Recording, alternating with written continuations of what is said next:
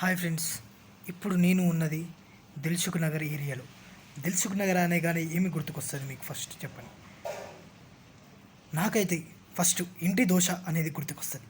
ఇంటి దోశ అనగానే ఏంటిది? మనకు సాధారణమైన వ్యక్తులు తినేవి దోశ.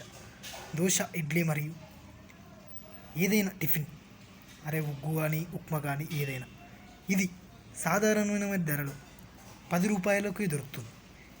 ఇది ఇక్కడ ఫేమస్ అయినది ఇంటి దోశ.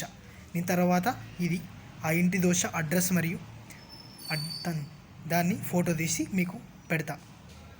అందుకు ఇంటి దోశ అనేది ఏంటి అంటే, దీని స్వచ్ఛమైన ఇడ్లీ మరియు దోశ బాగుంటుంది. ఇక్కడ హైజీనిక్గా బాగుంటుంది. దోశ మరియు ఇడ్లీ ఫేమస్, అండ్ ఉగ్గాయని మరియు ఉప్మా ఇవన్నీ ఫేమస్ ఉంటాయి. అలాగే ఇంకా ఏం ఫేమస్ ఇక్కడ? ఏం ఫేమస్ ఇక్కడ చెప్పండి. దిల్సుఖ్ నగర్లో ఏం ఫేమస్? దిల్సుఖ్ నగర్లో ఫేమస్ అంటే ఇంకొకటి కోచింగ్ సెంటర్స్. ఎస్ఐఎస్ కానిస్టేబుల్స్ వీళ్ళకి కోచింగ్ సెంటర్స్ ఎక్కువ ఫేమస్ ఇక్కడ. ఇంకేం ఫేమస్? చాలా ఉన్నాయండి ఫేమస్. చెప్పాలి మీరు చెప్తే. ఇంకా ఫేమస్ ఉన్నాయేంటి?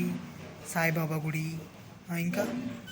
ఇంకా ఫేమస్ ఏమన్నా? దిల్సుఖ్ నగర్ ఫేమస్ కోనార్క్ థియేటర్, ఇంకా రాజధాని థియేటర్, ఇంకేమున్నాయండి?